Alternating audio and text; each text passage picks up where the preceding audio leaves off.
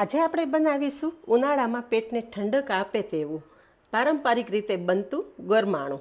તો ફ્રેન્ડ્સ, ગરમાણાનું નામ સાંભળીને નવાઈ લાગીને ઘરમાં કોઈ વડીલ હોય તો પૂછજો કે ગરમાણું એટલે શું, અને એક વખત તમે આ ગરમાણું બનાવી અને ફેમિલી મેમ્બરને ચખાડી દીધું ને તો વીકમાં 4 વખત ગરમાણુંની ફરમાઈશ આવશે. તો વિડીયો બિલકુલ સ્કીપ નહીં કરતા ફ્રેન્ડ્સ, એટલું સ્વાદિષ્ટ આ ગરમાણું તૈયાર થયેલું છે ને કે બનાવવા માટે તમે મજબૂર થઈ જશો. ચાલો બનાવીએ સ્વાદિષ્ટ ગરમાણું. હેલો ફ્રેન્ડ્સ, સ્વાગત છે આપનું મારા રસોડાના કાઠિયાવાડી સ્વાદમાં. હું ભાવનાબેન રાઠોડ. પેટને ઠંડક આપે એવું ગરમાણું બનાવવા માટે મિક્સિંગ બાઉલમાં 2 કપ પાણી ઉમેરશું. 2 કપ પાણી સાથે 3 ચમચી ઘઉંનો ઝીણો લોટ, જે આપણે રોટલી માટે ઉપયોગમાં લઈએ છીએ ને એ જ લોટનો ઉપયોગ કરી અને 3 ચમચી ઘઉંનો લોટ આપણે પાણી સાથે ઉમેરી દઈશું અને લોટ પાણી સાથે સરસ મિક્સ કરી લેશું. પહેલાંના જમાનામાં ફ્રેન્ડ્સ, આપણા દાદી નાની જ્યારે કોઈ ઘરમાં ફ્રીજ નહોતા ને ત્યારે આ પીણું રેગ્યુલર બનાવતા. પેટને ઠંડક આપશે, સાથે સાથે હેલ્થની દ્રષ્ટિએ પણ ખૂબ જ ઉત્તમ છે. તો અહીંયા લોટ પાણી સાથે સરસ મિક્સ થઈ ગયો છે અને જુઓ કે આ રીતના મીડિયમ પાતળું એવું આપણે બેટર તૈયાર કરી લીધું છે. હવે આગળની પ્રોસેસ ગેસ પર કરીએ. ગરમાણું બનાવવા માટે ગેસ પર કડાઈમાં 2 ચમચી જેટલું ઘી ઉમેરશું. ગરમાણું હંમેશા ઘીમાં જ બનાવવામાં આવે છે. ઘી ગરમ થતાં 3 લવિંગ અને 2 થી 3 ટુકડા તજના ઉમેરી દઈશું.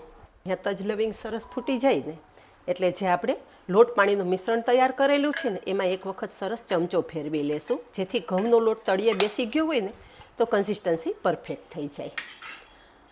અને તરત જ તૈયાર કરેલું મિશ્રણ કડાઈમાં ઉમેરી દઈશું. ગેસની ફ્લેમ થોડી હાઈ રાખશું અને આ મિશ્રણને સરસ ઉકળવા દેશું. વીકમાં એક વખત તમે ગરમાણું બનાવીને પીવો ને તો બહારના કોઈ પણ ઠંડા પીણા પીવાની તમારે બિલકુલ જરૂર ના પડે. પેટને ઠંડક આપશે, સાથે સાથે હેલ્થની દ્રષ્ટિએ પણ ખૂબ જ ઉત્તમ છે. અત્યારના બધા પીણા ફેલ થઈ જાય ને એટલા સરસ ઇન્ગ્રીડિયન્ટ્સ ઉમેરી અને આપણું આ ગરમાણું તૈયાર થાય છે કે થોડી જ વારમાં મિશ્રણ સરસ ઉકળવા માંડ્યું છે અને તમે જોઈ શકો છો કે ઘટ પણ થવા માંડ્યું છે.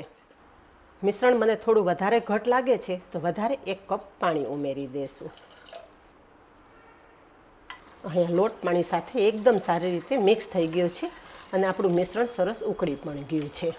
હવે આ મિશ્રણ સરસ ઉકળવા માંડે ને એટલે 1/3 કપ જેટલો ગોળ ઉમેરી દેશું.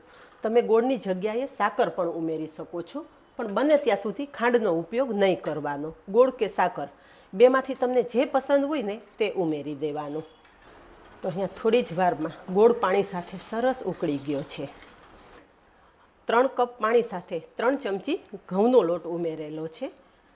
આટલું ગરમાણું તમે 4 થી 5 વ્યક્તિને સર્વ કરી શકો છો. જો તમે એક જ વ્યક્તિ માટે ગરમાણું બનાવતા હોય તો અડધો કપ પાણી સાથે અડધી ચમચી જેટલો લોટ ઉમેરી અને આ ગરમાણું તૈયાર કરી શકો છો.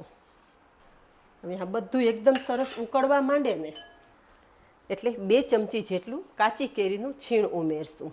કાચી કેરીની જગ્યાએ તમે આંબલીનો પલ્પ પણ ઉમેરી શકો છો. આ ગરમાણું ખાટું મીઠું જ સરસ લાગે છે.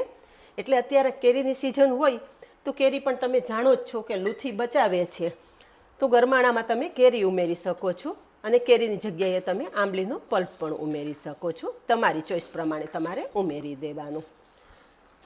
તમે ઈચ્છો તો મીડિયમ સાઇઝના ટુકડા કરીને પણ ઉમેરી શકો છો.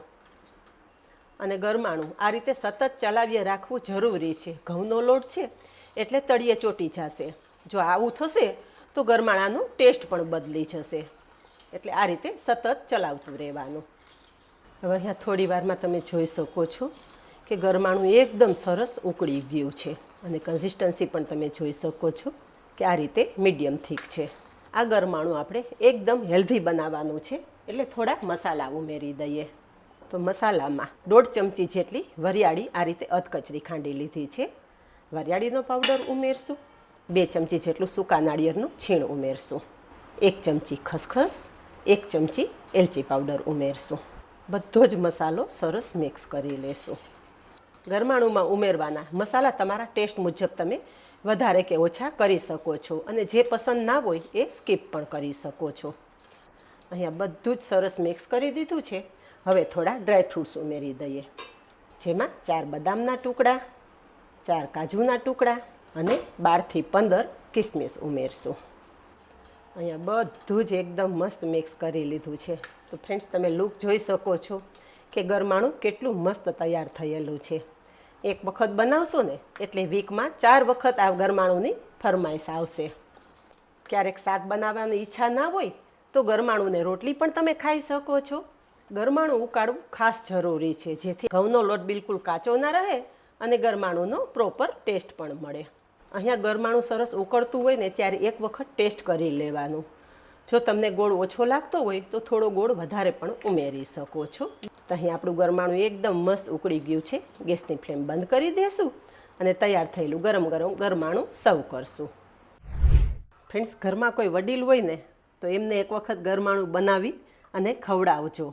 જૂની યાદો તાજી થશે અને વડીલો તમારા ખુશ થશે. થોડું બદામથી ગાર્નિશ કરશું તો જોતાં જ પીવાની ઈચ્છા થઈ જાય ને, એટલું મસ્ત આપણું ગરમાણું તૈયાર થઈ ગયું છે. તો ફ્રેન્ડ્સ, જો આજનો વિડીયો પસંદ આવ્યો હોય ને તો વિડીયોને એક લાઈક ચોક્કસ આપજો અને આવા જ નવા વિડીયો જોવા માટે ચેનલને સબસ્ક્રાઈબ કરી લેજો અને પાસે રહેલું બેલ પણ પ્રેસ કરી રાખજો, જેથી આવનારા બધા જ નવા વિડીયોની નોટિફિકેશન સૌથી પહેલાં આપને મળે. આજે બસ આટલું જ. મળીએ નેક્સ્ટ વિડીયોમાં. ત્યાં સુધી બાય. Thank you.